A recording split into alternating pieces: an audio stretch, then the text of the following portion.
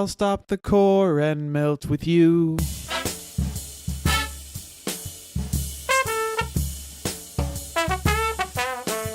Listen, I think we're going to have an issue keeping this short because I have pages and pages of notes. Hey, let's not fight it. Let's go all the way in. I have much to say as well. So for today's episode, we watched the 2003 movie The Core, starring Aaron Eckhart, Hilary Swank, Stanley Tucci, and Morgan Freeman. The core of the Earth has stopped spinning. The spinning core protects us from cosmic radiation. Without it, radiation will create superstorms. Microwaves will literally cook our planet. No, the last one is incorrect. I was wrong in the last episode. It is not. I'm glad Morgan you Freeman. kept that in the last podcast. It really showed humility and character growth, frankly.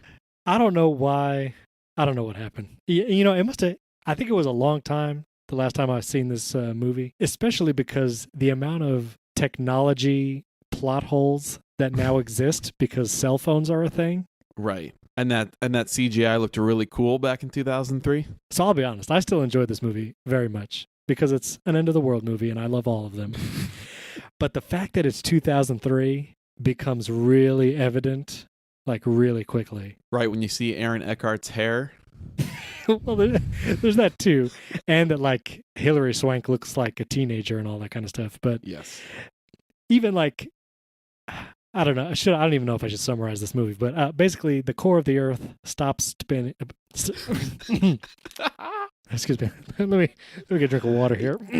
I'm guessing you're choked up because of all of the deaths in this movie. You know, I gotta say, me too, buddy. For all the end of the world movies, for some reason, like I think these deaths are some of the best. As strange as that sounds, like they're done really well. I'm with you. So anyway, the core. Sorry, I'm drinking some water. Wait, here. hold on a second. Pause. I was actually looking up in thesaurus.com for we used the word gold about 20 times last time, so yes, I was just looking for synonyms for the noun for excellence so that I don't have to use gold a million times this time. Maybe I'll use unobtainium instead. We will get to that. Okay, back to it.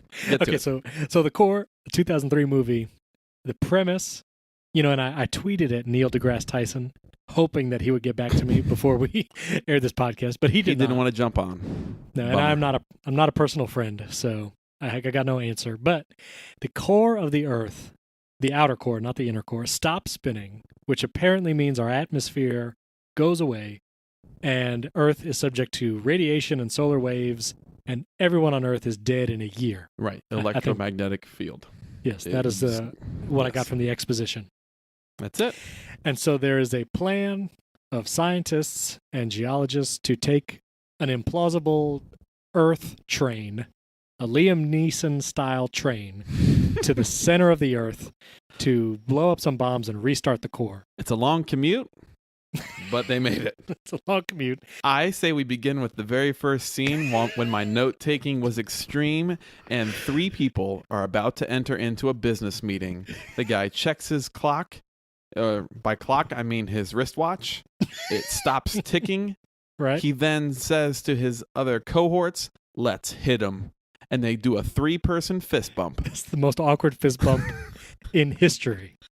Then they walk in to the boardroom, and the guy whose watch stopped immediately falls down. Oh, hold on. No, before you spoil that. Spoiler alerts on this whole movie from 2003. Yes. Wow, that's 15 years. Oh, you had your chance to watch it. Yeah, you did. Before they enter the boardroom, the guy says, "Let's go make $30 million." Now, I think in 2003, that probably sounded like an absurd amount of money. Sure. But in 2018, with Amazon and Facebook and like modern technology companies making literally billions and billions of dollars a quarter, that really felt lackluster. But anyway, I just want to point that out. All right, so yes, I'm sorry. So they walk into the boardroom and he unceremoniously dies. End of scene. We're introduced to the main character, or one of the main characters, Josh, played by Aaron Eckhart, And I have no idea what other movies he's been in. Yes, he played. This is my weekly Batman recall. He played Two-Face in That's Dark right. Knight. Yes, he did. And okay. Thank You for Smoking and several other movies. That's right. He was that's right. in No Reservations with Catherine Zeta-Jones, a chef romantic comedy.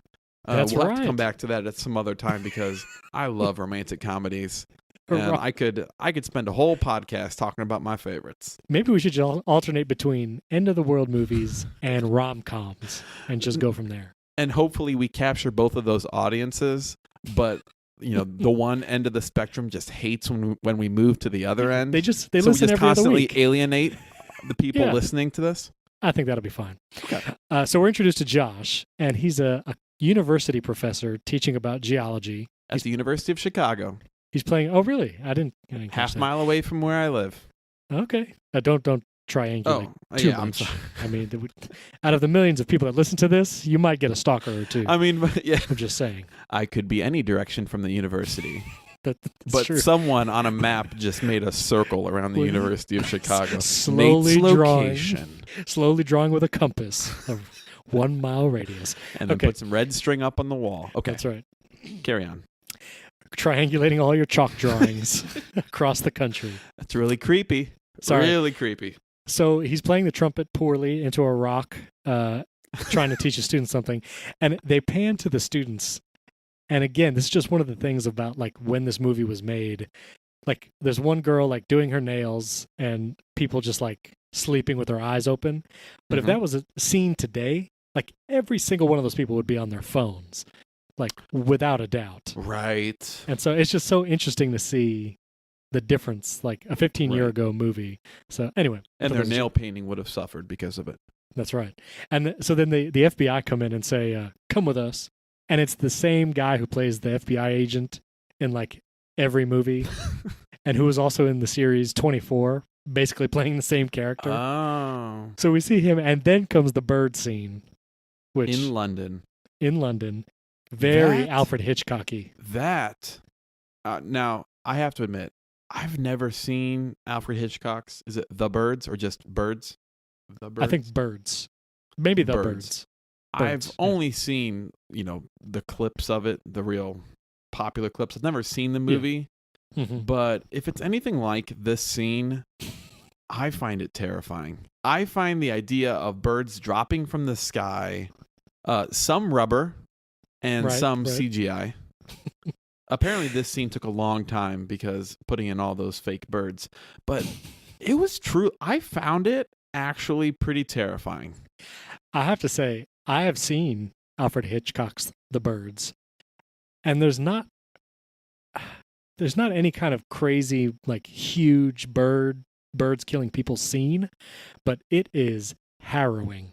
Mm. And after you see that movie, I could not walk outside for weeks without looking askance at any bird. that Steven, came why are you by. holding that umbrella? It's a sunny day. That umbrella's not going to do nothing. That beak is going to pierce right through it.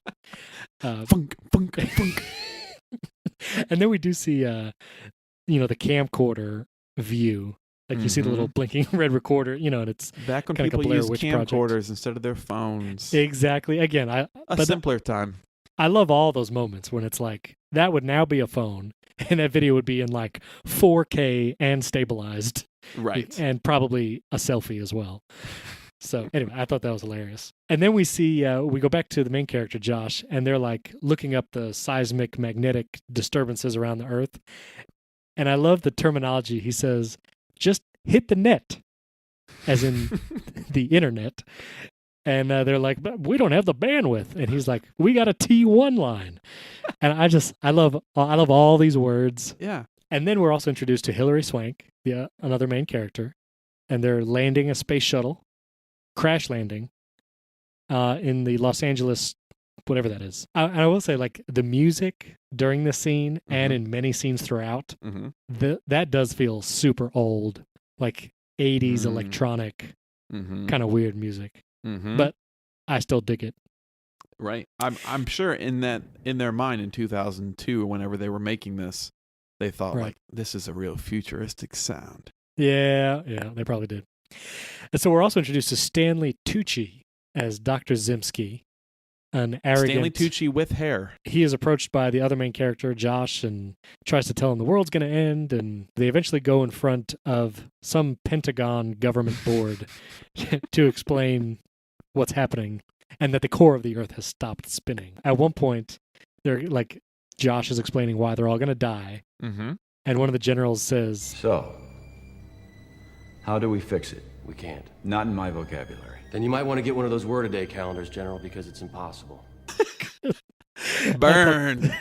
I thought Lexicon, burn. Yes, my comment was this. In order to illustrate the Earth, because it seems like the people in this room have never been in a second grade science class. They don't know what earth or fire looks like. Yeah, right. He pulls a peach and cuts it open so you can visually show it.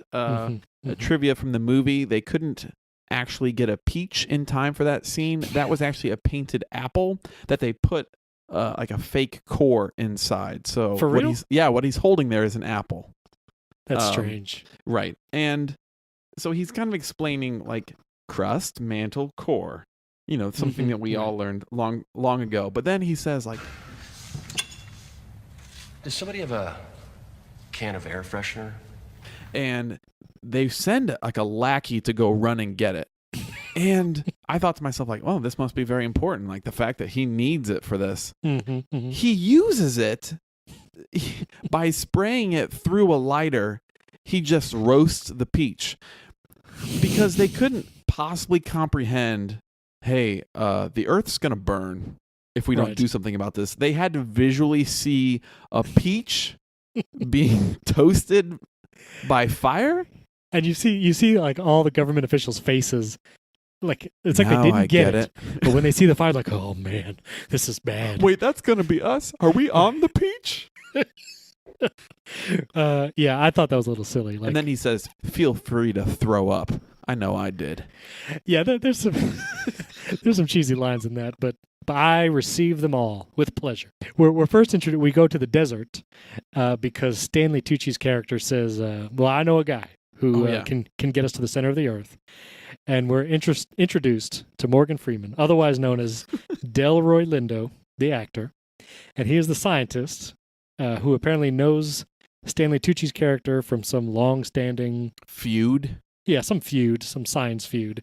Delroy Lindo's character developed some Earth train, Liam Neeson commuter train, that can withstand impossible heat and impossible pressure, and also has this laser that can cut through the Earth. Its capabilities are still unknown to me, even after watching this movie, what it can and cannot bore its way through. Yeah, that they did kind of leave some holes there. No pun intended. Diamonds, impervious. Yeah, that's right. Which, that was kind of funny, like huge diamonds. But, so this train is made out of, like he explains how he made it. I combine the crystals in a tungsten titanium matrix at supercool temperatures. That's what did the trick. I call it unobtainium. And it's kind of this throwaway line where he says, some tungsten and took some magnesium alloy and put it together.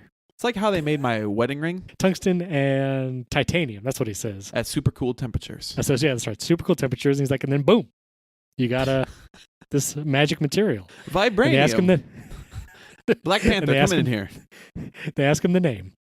And he says, unobtainium. Which is so close to adamantium.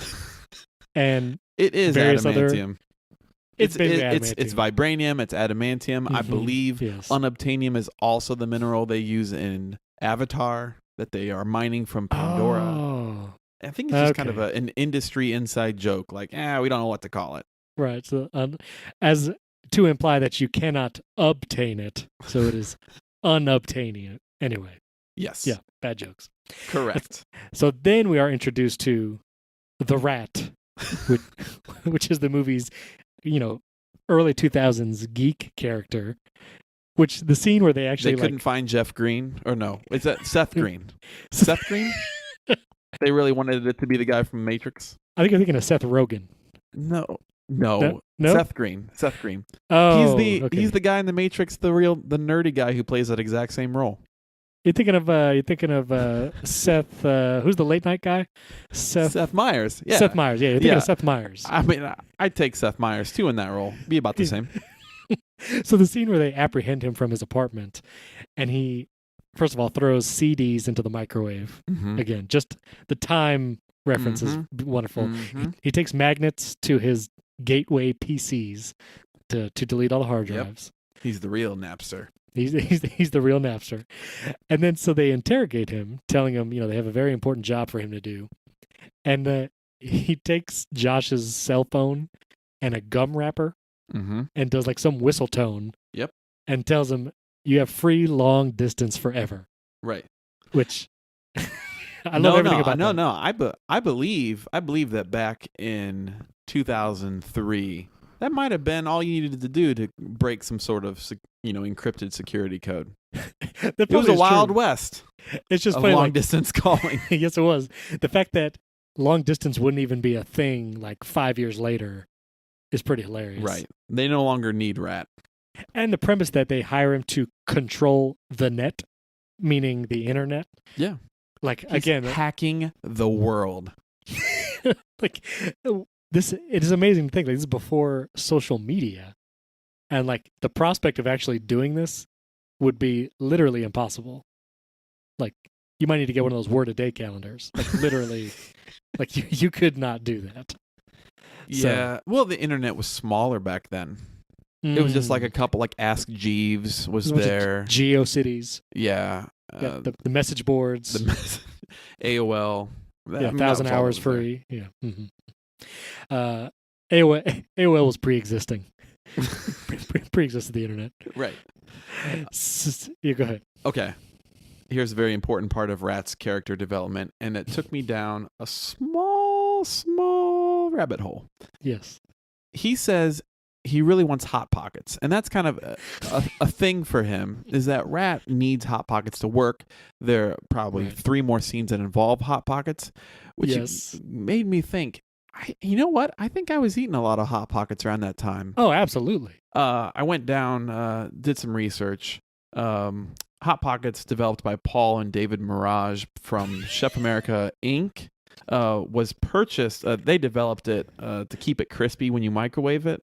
Yes. But the important thing is that in 2002, May 22nd, 2002. Oh, wait. I have 2 conflicting dates.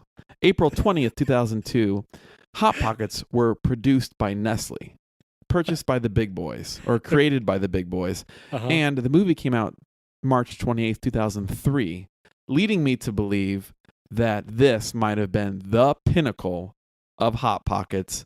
And I think Nestle had something to do with this.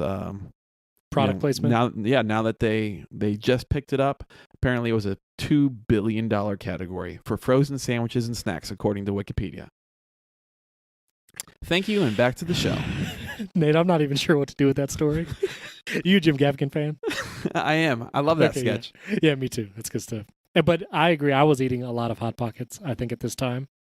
Yep. The pepperoni ones, especially. When they developed the breakfast Hot Pockets. Oh, my word, yes. And I just couldn't get enough of that sausage, egg, and cheese. Were you a toaster strudel fan? Absolutely. I shared toaster strudels in my family with my brother and sister, and the ultimate cardinal sin to commit was using more than your allotted 2 frosting packets, because you don't want to be the one who, like, at the end you have 2 toaster strudels and you like reach into the bottom of the box and there's just 1 frosting packet left, and one of your siblings ruined you. Now, I want to continue on this rabbit trail because from what I remember, there was 1 packet of frosting for every 2 toaster strudels. Does that comport with your memory? Or was it a packet for each? I think there was a packet for each. Okay. Oh, I don't know. Maybe I'm... Well, regardless of how it... I know if you tear through one, they're all kind of conjoined packets that you could tear through one and accidentally rip through like 3 other ones, which is the excuse I gave my siblings when we were out of packets. I didn't mean to. It doesn't keep. I couldn't. I tried. Well, however the allotment was supposed to shake out, I would always have 2 at a time because that's how toasters are made. Mm-hmm. And whatever the allotment of frosting was, I would only put it on the one strudel and eat the other one with no frosting. Because like I wanted an animal. I wanted to maximize the frosting on any given strudel. So you ate one plain one first, going, yes. this is okay, but man, that second one's going to be so loaded with frosting, and I want the last delicious, delectable taste in my mouth to be frosting. You ever eat that frosting right out of the packet? No, I would never do that. That's weird. Oh, I definitely just... you know what? Now You that I just look drank back, it? now that I look back, I owe my siblings an apology. So That was wrong of me. did you ever have, listen, we need to continue this because this is important information. Did you also consume Dunkaroos? Dunkaroos were, in the prison yard of school, were a highly sought after commodity that somehow we did have toaster strudels, but Dunkaroos were considered too unhealthy in our home, so it was never bought for us. Sounds like a double But standard. I to had me. to trade in, like, I was able to get zebra cakes or oatmeal cream pies, and I think I was able to kind of trade those in. I see. It was more of like a 2 zebra cake to 1 Dunkaroo, but I got my hands on the good stuff. Now, when you got a Dunkaroo, I applied my same method from the strudels to Dunkaroos, where I would get barely any frosting on the first 2/3 of the crackers, and then Mhm. just wail on the remaining frosting Right. on the last 3. Because there's nothing worse than getting to the last one and That's right. you got greedy at the beginning. That's exactly right. Okay, anyway, just wanted to validate my Dunkaroo practice. No, I think that was wise. I think the doing one frosting on one of your toaster strudels is a little bit extreme. It might be too late for an intervention here, but Yeah, well, I think you were living with a bit of a poverty mentality there. Listen, we're really gonna have to jam through the rest of this movie now.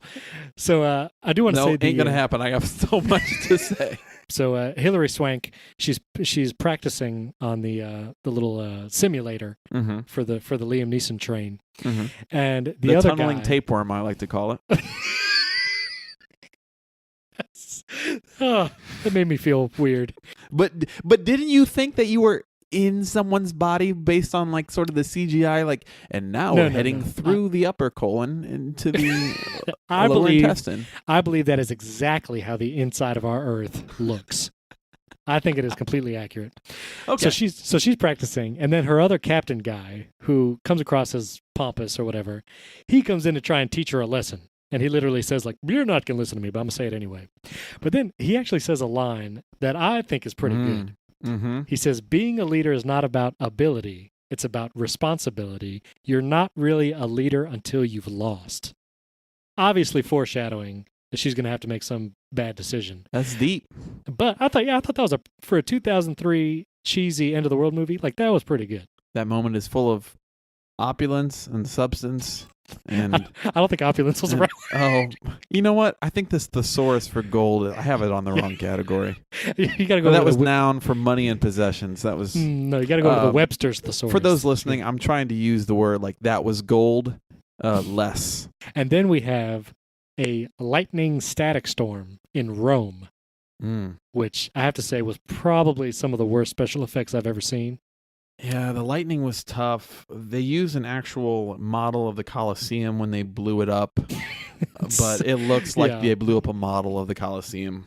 Very much. And the green screen is you can almost see a little green through the Colosseum's windows.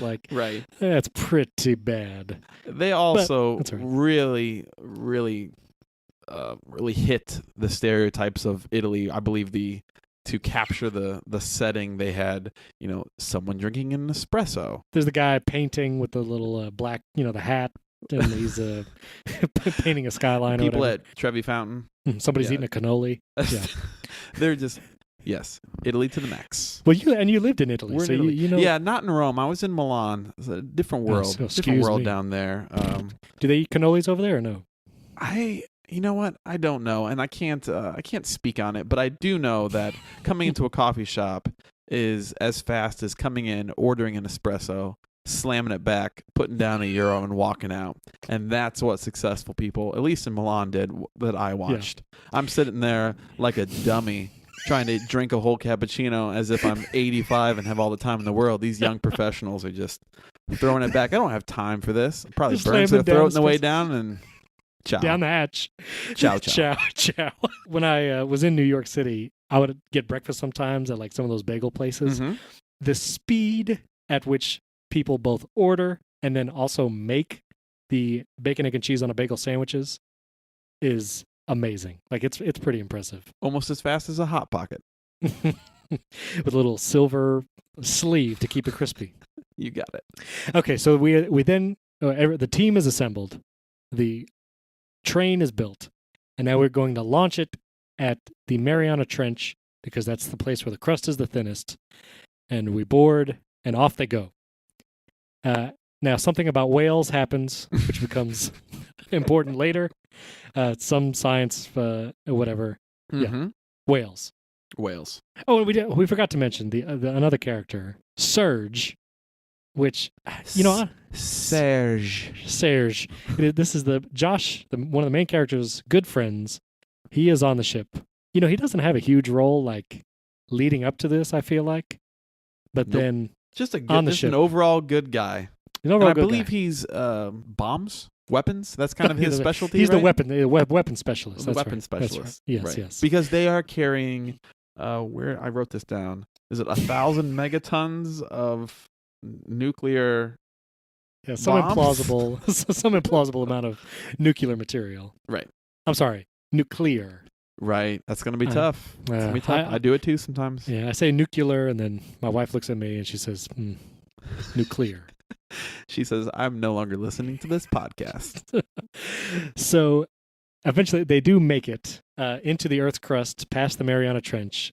And I just have to say, the majestic music and the scene of the Earth train, what did you call it? The tapeworm? The tunneling tapeworm. The tunneling tapeworm. Hearing that music and seeing it cut through the Earth's crust, like knife through butter. Mm. It's just made me feel so good. It's so majestic. I just love it. It's great. Because this is an end of the world movie, we know that people are going to die. Like, not all these people are going to make it back. I don't. Okay, so you already said you kind of like this movie, and we'll talk Yes. about this later at our final ratings of this. Yes. But I don't like movies when I know the characters are going to be whittled down one by one, and usually left with like, it's supposed to be the most likable ones, or at least like the Right, one like right. the top billed billing. cast. Yes, exactly. So I don't that puts me at edge knowing that like you're not going to make it like lovable. Like I saw this back in 2004, I believe, at my local Blockbuster or whatever. You rented a VHS. Right, exactly. But I didn't remember who dies and when. Oh, really? I don't like the feeling like you're toast at some point in time. I don't know why. I don't know how. But you're not a big enough character to make it to the end of this. Right, right. And that bugs me. Well, that is exactly what happens here. So, the first situation, they break into a geode under, miles beneath the Earth crust. So there's a bunch of crystals or whatever. It's like this crystal pocket. Mm-hmm. And stuff happens, end of the world movies, they got to solve a problem. There's something jamming the horizontal oscillator or whatever. Yeah, you call it. the laser couldn't cut through those crystals? Question mark? I feel like it's a little strange. Like, I would have thought they would have just dropped and kept going straight through, but They anyway. just lodged. Yeah, the crystal just lodged in there. Like, I got a nail in a tire. It's a hangnail. Yeah. Yeah. So the train comes to a halt in this like underwater bubble of crystals or whatever. Mm-hmm. And so they all get out and they're all looking around. It's all amazing. And then lava starts pouring in because they, compromised the integrity of the geode. By boring a hole through the ceiling. Right. And stuff happens. Josh has to sacrifice his O2 to help to cut the crystal, such and such. But anyway, we have our first death, which is the main captain guy. And it's a very quick and Senseless. It's senseless death. Some crystal falls from the ceiling and pierces his helmet. And he just dies and falls back into the lava. Like no build up, Nope. no foreshadowing. He just straight up Oh, I'm dies. pretty sure he said something like, Well, that was a close call, but things are going really well thus far, and things will continue to go well for all of us. Sure, dodge that bullet. And then a rock, Yeah, a lava rock gets in his Yes. suit or something. that's right. So now Hillary Swank is the captain, and she has to make all the decisions now. Right. And so the lava rises, and they continue their journey. Hillary The Swank calling tapeworm the shots. slinks right back down into the lava. Ugh. Continue. While it was sitting there horizontal, I did have the Yes. thought of, how are they going to bore down again? They're not facing the right direction. Yeah. I mean, there's a lot of things that aren't made clear. I mean, I don't even know if the core of the Earth can really stop spinning, or if it's actually spinning right now. I mean, I have no idea. Right. I'm pretty sure. Wait, I wrote this down. Aaron Eckhart says, Physics 101, hot metal moving fast makes electromagnetic field. That's it. I guarantee you that's not Physics 101. Physics 101 is more like gravity exists. Any questions? Yeah, I that line stuck out to me too, and that's actually Neil deGrasse Tyson. If you're listening to this podcast, I would actually like to know if that is true, and if that's actually what creates our atmosphere. I feel like it's inaccurate, but who knows? Right. So they continue on. The lava rises, and they can begin their journey again. And they're now preparing the nuclear. Goodness. Nuclear.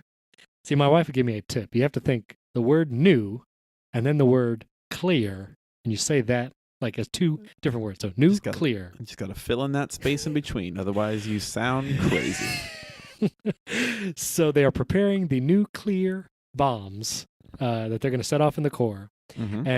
And then we see these huge, unobservable black areas on the MRI that's, I guess, attached to the front of this train. Mm-hmm.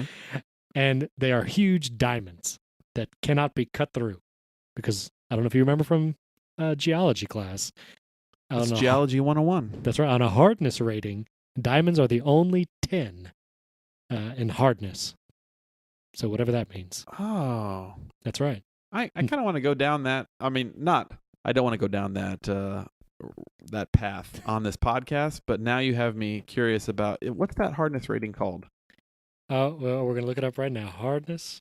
The Mohs scale. Is that what it is? Mohs scale of hardness. Diamond's a 10. Yep, see? Talc knew what I was is a talking about. 1. Oh, mole scale. So what is the Rockwell scale? That's all the movies Sam Rockwell has been in, just based on their Rotten Tomatoes rating. Thank you, Nate. So anyway, yeah, that is the hardness scale, and you can tell because nothing can scratch a diamond. I don't think, unless it's another diamond. Another diamond. Right. But a diamond can scratch anything else, including an itch. So anyway. Yeah, for being in a tunneling tapeworm that has a laser in front that's supposed to basically bore you through to the center of the Earth, they sure have to do a lot of steering around things. Yes. I feel like that is a big issue. Like, unless it was a diamond, you'd think they could just go straight. Right. They're constantly kind of like weaving and dodging and using those two joysticks. Yeah. And I do find using it strange. the force. Yeah. And I feel like I don't know how you can steer that thing anyway. It's not like there's like a rudder or some kind of sail. They do say it is a little cumbersome. It doesn't turn on the dime.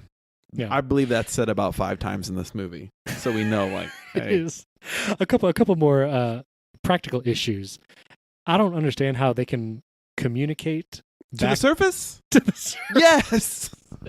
Like, Yes. Like, what radio signal can travel 800 miles Underground. through the Earth? Like, my Wi-Fi has trouble reaching my bedroom, and these guys are like having a crystal clear conversation through the Earth. Like, I Right. don't understand. Well, and then at times they spoke to each other, and then I thought you guys should be communicating more. right? Like every once in a while they kind of check in, but like if you have this communication the whole time, Yeah. there should be like a team of a think tank, Right. basically Strategizing, saying, like, hey, like the Apollo 13, like the think tank. exactly. But it Yeah. just sounds like no. Every once in a while, Rat wants to talk, or Stick, Right. who's the lady commander. Right. Stickly. She every once in a while chimes in. How But you guys doing? How are they getting? Yeah, how are they talking down there? So they're preparing the nuclear bombs, Mm-hmm. and Hilary Swank hits the edge of a diamond, and in the back, of course, the damage always conveniently happens like from the back to the front. You know what I mean? Like, so the premise is if a compartment gets damaged, it will be ejected.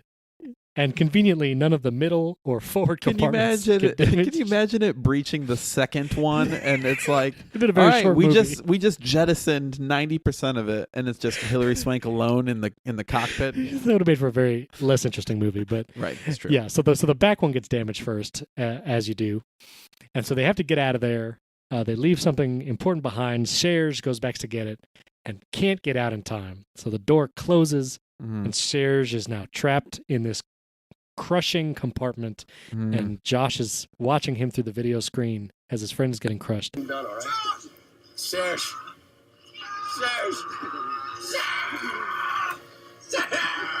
And I have to say, as little as this character actually says in the whole movie, I feel like I liked him a lot.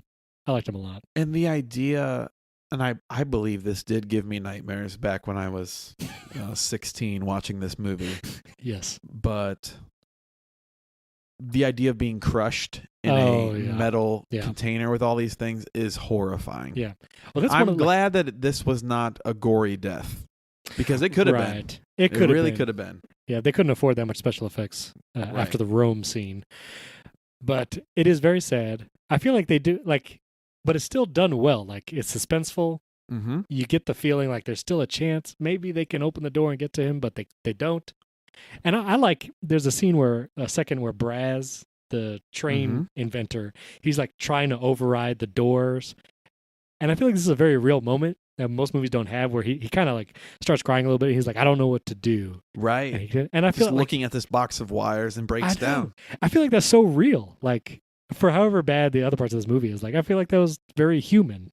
And so, I don't know. Yeah, moments like that make me that love was a this great movie. moment. That whole scene with Serge was a great moment. And then this movie immediately ruined it by having Josh come to the cockpit and yell in Hilary Swank's face, like, "You could have saved him. You could have done this. You're the worst." Yeah, I don't think he has that accent. I don't know what that last accent that was just me starting to cry. That's why I'm not an actor myself. I do. Thanks. Sorry. That whole encounter is kind of painful. Like, yes, he should be upset. And Hilary Swank, finally it comes to fruition that she had to make a tough call. And she says, "Look what I do." But then he like shoves the notebook where his daughter. Look at the kids. And I'm like, it does, like, I had to like cringe a little bit and kind of look away, because it does steal a lot. It seems it just seems kind of overacted. Like, that scene in and of itself, and Braz kind of breaking down carried enough emotional weight. I don't think anyone watching the movie then thought of, you know what, Hilary Swank should have opened that door. Like, we all understood it. Right. In fact, he comes back in to the cockpit 30 seconds later, and it seems like he understood it too. But it's also, he was then fine. Like, he disappears, and then when he comes back to the cockpit, he kind of like smiles at Hilary Swank a little bit, and Hilary Swank smiles back, and I'm like, "What? Wait a minute!" You guys are just like flirty smile. Like, hold on. Yeah, and he's like, "Don't forget that guy." You're like, "Well, I guess he's dead anyway." Right. Yeah, so that was a little strange. And then, so Stanley Tucci's character then tells us that this might have been a result of his pet project, Destiny. We have a scene of the Golden Gate Bridge getting zapped by a solar flare. Yep. Because every disaster movie needs to destroy either New York or the Golden Gate Bridge, one or the other. And the guy gets like sunburn on the arm like immediately, and then dies. Completely destroyed. Yeah. Then he completely dies. So we go, and then we're back at the tunneling tapeworm, and they have to. They come up with this plan where they put a nuclear bomb in each compartment, because they need something about stones in a pond, and yeah.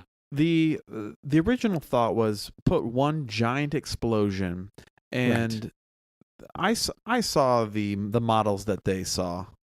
I don't understand how putting one explosion in there, which explodes with a force in every direction, right, will Right. bring about a rotational movement. That is true. Yes. But this is something the movie does this that a lot of movies do, is that there are a lot of visual representations of maps that would never happen in the real world, but like the Right. people on the surface have a Google image of a cut up Earth, and with a beeping light based on where they are in the core, as if you could see them as they journeyed further in. Right. And they have like this circle core with like the model shows like these green particles as the Yeah. explosion bouncing around.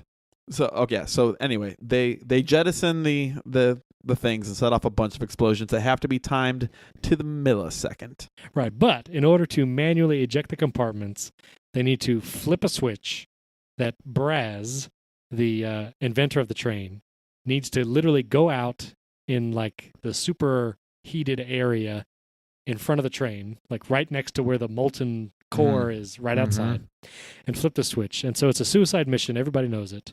And then there's this goodbye as Braz is like headed out to basically that get death burned is alive. Sad.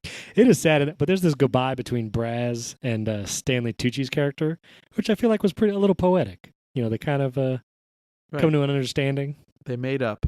And so Braz goes out there again. Like, I think it's a pretty good sacrificial death scene. Like, he's slowly walking, and the heat is breaking the glass of his helmet. I thought it was pretty cool. And his glasses that he's wearing in the helmet are cracking. Yeah. Which I don't know how those shatter before the helmet does, but anyway. So he dies, but they get it going again. They get the bombs timed, but the last bomb needs to be 30% bigger. And we learn this because Stanley Tucci's character gets his leg pinned under one of the bombs right before they eject it, which I don't know what you thought about that scene, but if the bomb rolled so easily onto his leg, I feel like they could have easily rolled it off. But yeah, it seems like, it would just, that is the easiest way to move a cylinder, is rolling it with its curve. Like, and if it's on a smashed leg, you just kind of roll it back down the smashed leg. I feel like that was kind of a weak death. But anyway, Stanley Tucci's character gets trapped, and he chooses to die with the nuclear explosion. So he's gone, and now we're left with Josh and Hilary Swank. And Josh has to put the nuclear material from their reactor into the last bomb because some calculation. Mm-hmm. And so the bombs go off, and now Hilary Swank and Josh are sitting in the cockpit of this thing with no power. They have, they're just sitting there waiting for the bombs to come destroy them. Yep, for certain death. Certain death. And Josh comes up with a brilliant idea, something about like welding the power cables for the ship onto the wall. Something. Because the obtainium uses the heat and transfers it to energy. Unobtainium. I'm sorry. Unobtainium, yes. Yes. And so anyway, they figure out how to get some power to the ship. And once the explosion hits them, they go flying back through the Earth, supposedly back towards the crust. Like surfing a tidal wave. Like surfing a tidal wave.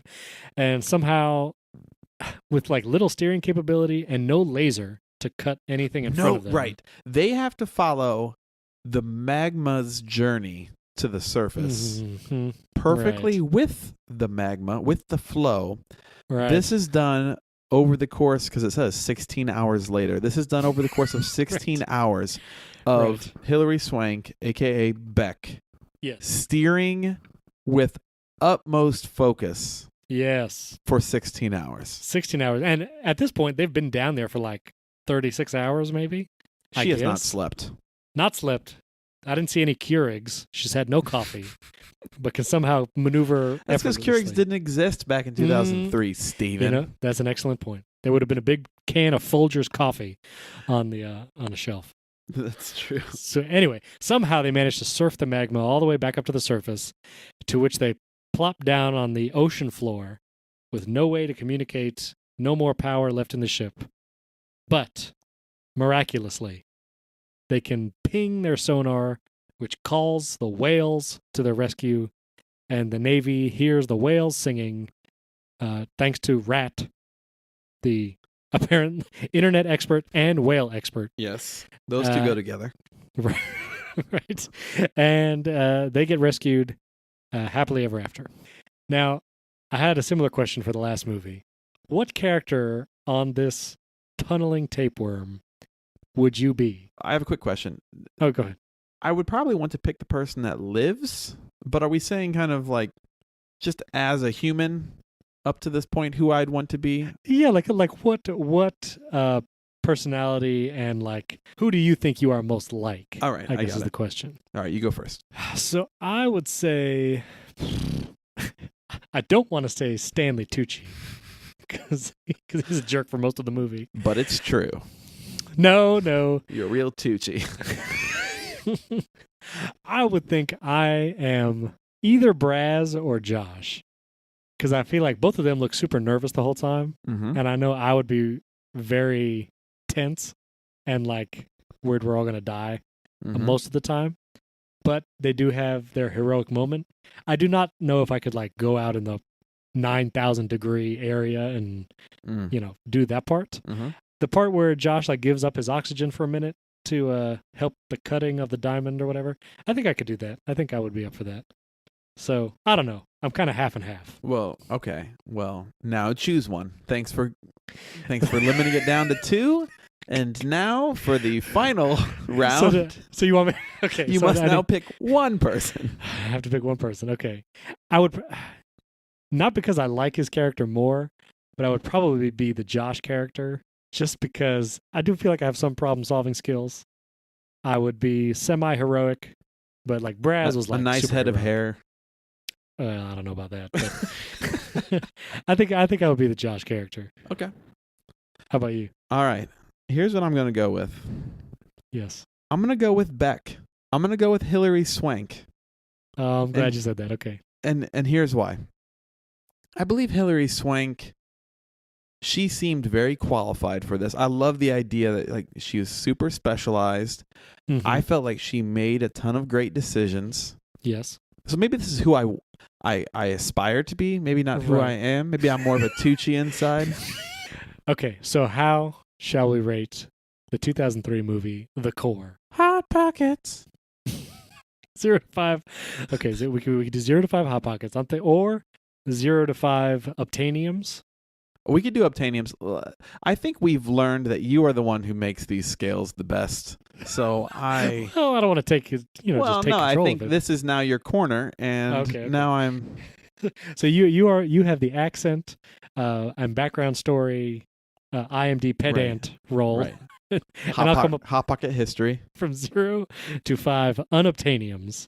I give The Core 3 out of 5. Mm. It is overall an enjoyable and somewhat stressful watch. It doesn't have the kind of rewatchability that, for example, The Commuter had that we did last week. So that's kind of why it's middle of the road. It's a middle of the road movie in every way for me. I'm going to give The Core another 4 out of 5 Unobtainiums because I find this movie to have extreme rewatchability because I know I've seen this movie at least 6 times. You've seen this movie 6 times? Listen, right after this movie came out, I went to college and I had this movie on DVD and it got rewatched several times. Let me just be honest. Now, I don't know if these ratings are like personal ratings or like objective ratings. No, I believe they're. They feel. I mean, if I was going to objectively rate this movie, I would probably give it a 2.5 to 3. But me personally, it gets a solid 4. And this is going to be a problem because every end of the world movie, I'm probably going to love. so all of this. So, listeners, if you have a bad movie, again, we would love to have your suggestions. So you can go to exchangepodcast.com and send it there. You can also tweet at Nate Baranowski and at Stephen Robles with your suggestions. And we'd love if you could rate us on the iTunes store to help us be found by many other wanting listeners so they can hear this comedy gold that is the Exchange Podcast. No, we can't use gold anymore. No, I only used it once today. Oh, okay. Comedy gold.